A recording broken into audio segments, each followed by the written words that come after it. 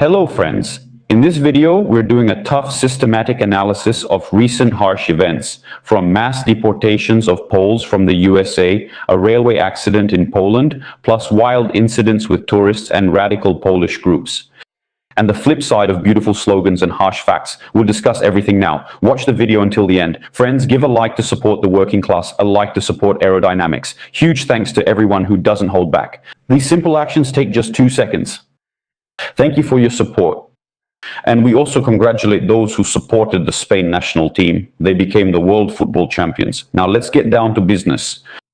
Friends, a broader systemic picture is unfolding of how the modern capitalist Leviathan operates. Yes, let's probably start with deportation. In the United States of America, the Trump administration is loudly touting the success of its sweeping anti-immigrant campaign. The numbers are really that impressive. In 1 year, 540,000 people were deported, and the average person hears about it on TV all the time. Look, we're cleaning the streets of dangerous criminals, but if we turn to the statistics, we'll find something surprising. In just over a year, at least 163 Polish citizens were forcibly deported from the US to Poland. And it would be one thing if they were gangsters, murderers, or something like that, but only about 40 people were deported for criminal offenses. And what about the rest, you might ask? That's more than 100 people. The rest are those who lived, worked, and paid taxes for years, just without the necessary document with a stamp. Yes, you might ask, whose fault is that? Why didn't they get this document themselves? Well, here are some examples. Nina Gomulinskaya lived in Minnesota, raising 2 children with her husband, both veterans of the US National Guard. Strong guys from ICE came, locked her up in a camp, and then deported her to Poland. The family was torn apart, the father lost his job, and the children were in shock. Another woman, Beata Semenkovich, who lived in Chicago, was arrested by agents right in her own garden after living there for 30 years. See the historical irony here, friends? The system has created a colossal mechanism of 50,000 armed enforcers who sweep up everyone indiscriminately for the sake of impressive reports and political ratings. The society that once applauded harsh measures is now itself stunned by the cruelty and random victims. But in fact, this is capitalism in all its glory. For this machine, people are nothing more than lines in a ledger. Doesn't it remind you of any other country? I wonder if there will be people in the comments who still believe that such deportations somehow increase security. Yes. Friends, write in the comments that Poland is for Poles, America is for Americans, Ukraine is for Ukrainians, Ziemia for Ziemniaks, Bedrenka for Bedrons. So, and here's another example that's a bit closer, right? A very unpleasant industrial incident, yes, which simply demonstrates what happens when a complex infrastructure fails. In the Lesser Poland Voivodeship, right on the stretch between Piwniczna Strój and Werkolmlia stations, a freight train derailed. It's still unclear whether it was sabotage. Yes, someone will definitely write in the comments, have those Ukrainians been found yet? Who else could have done this, Ukrainians? Yes, it would be one thing if it had just derailed, but this is much more serious. Some of the cars flew straight into the Poprad River. Well, it's a monumental scene, but for the region's logistics, it's absolutely catastrophic because the railway line there is single track, so traffic to Muzina and the Krynica-Zdrój border was cut off instantly. The passengers were immediately transferred to buses, but the infrastructure hub came to a complete standstill. Notably, the official agencies are in no hurry to reveal all the details yet. It's also interesting how many cars exactly derailed and what exactly they were carrying, and whether there is any environmental damage to the river. Well, so far they're keeping quiet. Well, the main thing, in my opinion, is that no one was hurt, and for that we can be thankful. But if you look at the situation from the perspective of industrial logic, what we see here are the harsh realities of operating the railroads. Right now, response crews are actively dealing with the aftermath, and a commission is investigating what caused it: track wear, technical failure of the rolling stock, or human error.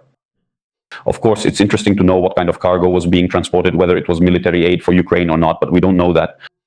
But the capitalist economy once again reminds us, the physical side of things requires the strictest oversight, otherwise the infrastructure will collapse at the most unexpected moments. And this silence from the authorities about the cargo raises logical questions. What exactly was being transported there that the local residents aren't supposed to know about yet? Interesting situation, right? So, friends, what else caught my attention? We have 4 news stories. Next, a classic example of that uniquely refined kind of recreation. Citizens from the sunny Netherlands came to the Tatras and decided that the best way to connect with nature was to go for a swim in a protected mountain lake. I remember a Ukrainian blogger who also came to see this lake in his luxurious Corvette. Yes. Here's what's funny. There are signs and other tourists are pointing and commenting. Comrades, come to your senses. Swimming is forbidden here. This is a unique ecosystem. But the Dutch guests apparently don't understand either Polish or Slovak. And they think damn well protecting the environment is great and all, but when you want to cool off, just look at the summer we're having. You want to cool off.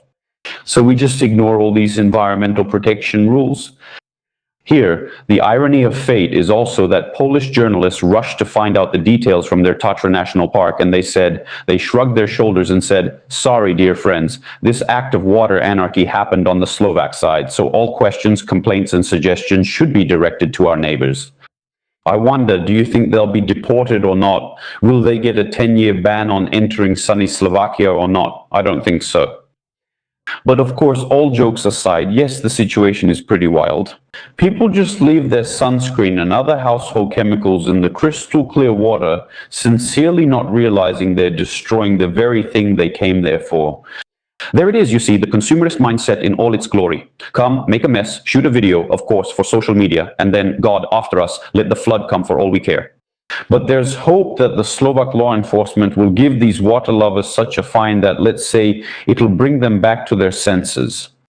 Although, as experience shows, for some civilized folks, rules only exist when someone comes after them with a baton.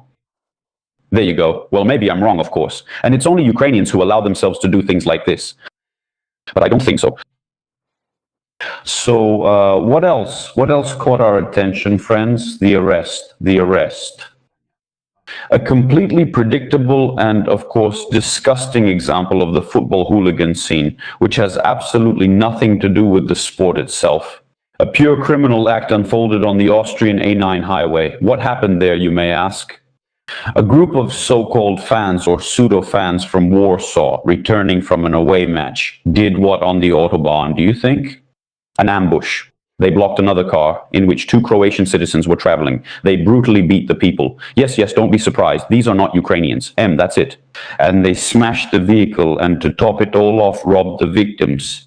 The deepest absurdity and tragedy of this situation is that the Croatians turned out to be completely random victims, because the hooligans simply mistook them for some rival fan group. But it's important to understand that the modern police apparatus, especially in the context of international cooperation, operates systematically. Austrian law enforcement immediately detained 25 people, and the local court in Graz has already sentenced 8 accomplices to prison sentences from 1.5 to 4 years for robbery and attempted grievous bodily harm. Yes, right now the second wave of retribution has just begun. The case is underway. Of course, the question is why it took so long. The unit that handles football hooligan offenses. And based on European arrest warrants, the operatives firmly detained the remaining suspects. Some were taken right at the Warsaw airport after landing, others at their addresses in Zomki. The detainees are between 29 and 47 years old. So these are not some foolish teenagers, but fully grown, responsible men who are now, well, placed under arrest and are awaiting their extradition to Austria. And there's only one conclusion to be drawn here. For any acts of violence, let's hope that sooner or later there will be tangible legal consequences. No kind of fan solidarity should save anyone from prison when cross-border criminal prosecution mechanisms are involved. So, friends, this reality firmly puts in their place those who mix sports excitement with banditry. Surely now defenders of ultra-culture will rush in and start talking about fan honor. These are holy people, you don't understand, who even gave you the right to discuss Polish news. Who are these Poles anyway? The fact remains, what we have here are ordinary robbers. To sum it up, we have a simple and clear picture in front of us. In my opinion, all these cases are connected, whether it's the strict deportation of people from the country, train accidents, the behavior of tourists in the mountains, or fights among fans. None of this is happening by accident. This is due to how our society is structured. because the modern world often puts dry numbers, reports, and profit first. As a result, the interests of ordinary people and care for nature, my God, who cares about that? Who needs it? All of this obviously ends up being unnecessary. No one needs it. Sorry for the repetition. And selfishness and aggression among people appear because everyone around is used to thinking only about themselves and sometimes about keeping up appearances. Well, the conclusion is obvious. You can't fix one specific problem without changing the whole system. Only when there are clear rules, each person's personal responsibility, and an understanding of how life works can order be maintained and you can remain human in any situation. Although I read your comments and it kind of seems to me that no, it's impossible. All right, that's the news. Hope you found it interesting. If you're still watching, comment, Dennis, I watched till the end, and include your city. Where are you watching from? It's important. Polish Post released an app. That's not interesting. 7-Eleven's owners may or may not buy Polish Żabka. Either way, it's uninteresting. A Malayan tapir was born near Warsaw. That's good news. So friends, that's all for now. Take care of yourselves and your loved ones. See you next time.